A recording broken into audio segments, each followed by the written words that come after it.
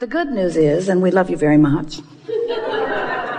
that you're offering signals about wanted and unwanted, wanted and unwanted, wanted and unwanted, but mostly you have a reasonable expectation of well-being in your experience. But you could do so much better. You have the power to control your thoughts so much more.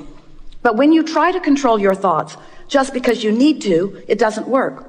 When things aren't going well and you say, I got to get a grip, you're not going to get a grip on what you want. You're just intensifying the grip on what you don't want. You can't get there from there. You can't take a severely out of whack vibration. You can't be standing in the middle of a problem and find the vibration of the solution, because the frequencies are very, very different. So if you could understand that the creative process, and we're talking about the deliberate creative process, but it's the creative process. When you have a vibration that you're offering, when you're sifting and you know what you don't want, which causes you to know what you do want, you launch this vibrational rocket of desire that the larger part of you follows and becomes. Now, you first have to accept that you are more than you see here in this physical body, do you? Many are coming to understand that. It's hard not to. You just can't look around this world over which you have no control in terms of it spinning in its orbit and the sun coming up every morning. You have to accept that there's something more going on. This is not a random accident going on here. This is powerful creation of which you are a leading edge part. You've been part of the creation of all that you see here from the beginning of that which was the beginning of that which was the beginning of that which. And there's no point in us trying to get back to the beginning of that, because we've all come so far forward. But we do want you to understand that you are leading edge creators in these physical bodies, and that you come from source, and that you are an extension of source, but not a disconnected extension of source. You weren't just set loose. Good luck. Have fun and be good. There wasn't any of that. It was, you go forth and you stir it up and you find new things to want, and we'll back you up. And when you find things big or small, when you find things that you really want or things that you want just a little bit, when you find something that you want, we, non-physical energy, the source within you, that which man calls God, we like to call it your inner being or all that is, all of us guys here in non-physical who are aware of you, and there are more of us here aware of you than there are you there aware of us. Well, we could say that better, because most of you aren't aware of us in the way that we would like you to be. But there are way more of us. There are way, way, way more of us. And we are focused upon your rockets of desire. We don't pay attention, and it's good for you. We don't spend any time with you justifying why you should have what you want, because we know that if your time, space, or reality has created a desire within you, that it is your right to receive in full fruition the creation, the manifestation, the actualization, the realization of that desire. So when you launch those rockets, often you're oblivious to the fact that you've launched the rocket. You gave birth to it during a fit of knowing what you don't want. Don't have enough money. I don't have enough money. I don't have enough money. I've never had enough money. I hardly know anybody who has enough money. Rocket, rocket, rocket, rocket, rocket, rocket. You are creating a vibrational version of everything that you want. And we know that's annoying because you want the money in the bank. But the vibrational version must come first in everything. So when you create this vibrational version of all of these things and experiences that you want, we join that vibrational version of your desire. We join that vibrational version of you.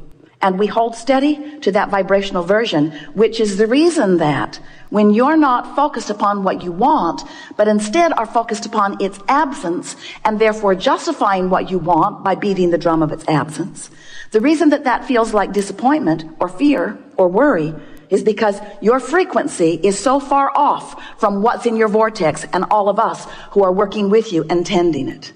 If you can just get that one little piece, if you can just understand that when you focus on anything and feel anything less than eagerness, satisfaction, love, when you feel less than passion, when you feel less than that feeling of well-being, when you feel something that's on that negative end of the emotional scale that feels like worry or jealousy or anger, when you feel depressed or fearful, when you feel those negative emotions, it always means you're focused in opposition. Not to us. We don't get to choose what you want.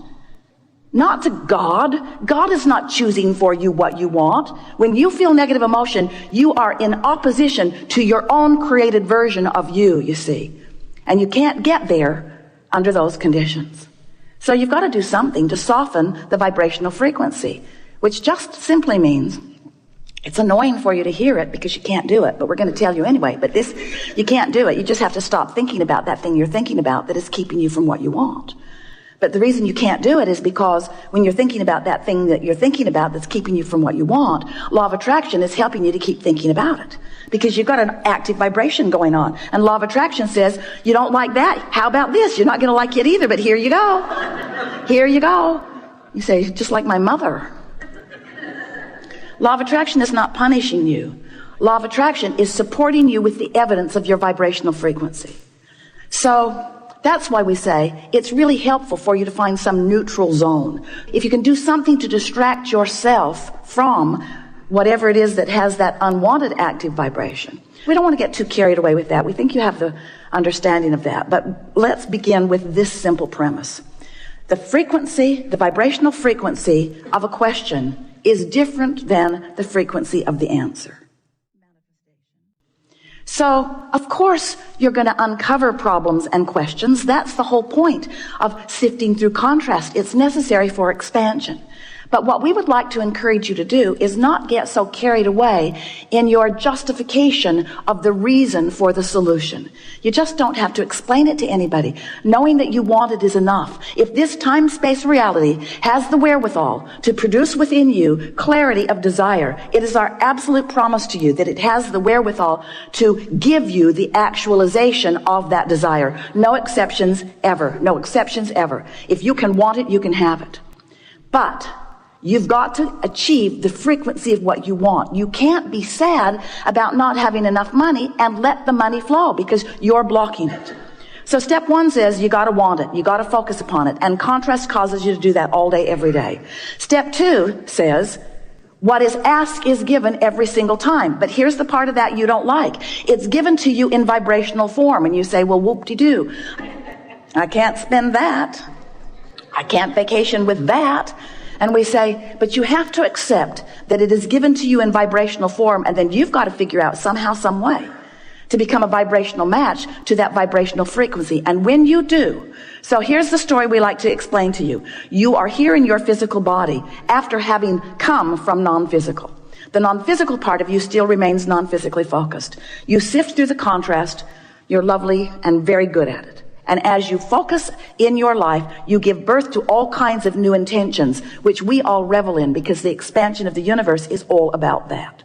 So you're launching all of these rockets of desire that are being held in this vibrational reality. We've been calling it your vortex. It's this spinning reality that law of attraction is holding together. And all cooperative components are being assembled about everything that you want. The question is, when are you going to be a cooperative component to your own intentions?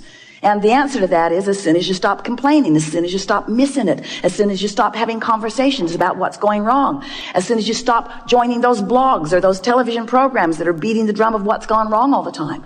It's all right to do that a little bit because it causes expansion in your society and in you as an individual. But when you spend so many hours active in the vibration of unwanted, you prevent the solution that has already been rounded up by law of attraction in your vortex. You prevent that solution from revealing itself to you, better said, from you being in a position where you can receive the revelation, the realization, the actualization of that. So step one is you ask. Step two is source answers. Step three is you got to line up with it. So we've been calling that the art of allowing. And it is an art, friend. You have to practice it. It's something that will be with you always. This alignment with source, this alignment with what you want. It's not like your college diploma where once you've got it, you've got it. It isn't like that. It either is or it isn't in the moment. And you can tell by the way you feel how you're doing with that, you see. So here's all this stuff. It's masked. It's in your vortex. It's there for you. We see it. We love it. We benefit from it. We thank you for putting it there. We revel in the expansion of the universe while you often complain that it hasn't shown up yet in the way you want it to. So you've got to find some way of positioning yourself vibrationally so that what's in your vortex can come to where you are. So we are presenting to you, we've been doing it for a while, and we're writing the book, The Grid, so that you can get the sense of the grid meaning your point of attraction. Because you've created a vibrational version of you that is beautiful to behold. But most of you are not even coming close to living the vibrational version that you have created because you're so busy. We love you so much. sloppily observing anything and everything around you, rather than deliberately preparing your point of attraction, deliberately preparing your grid so that what's in the vortex can flow into it.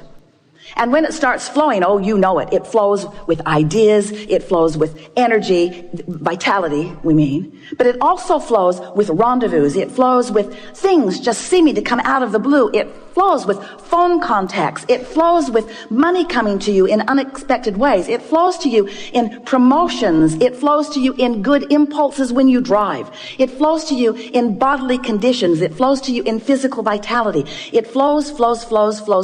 Your grid is filling in all the time. But when you have deliberately sifted through data, when you have consciously launched a rocket, when you have consciously acknowledged that you want this thing that you don't yet have, but you believe you can have it because you know the laws of the universe, and you believe in your ability to focus yourself into a grid perspective that will allow the movement of it from the vortex into your reality.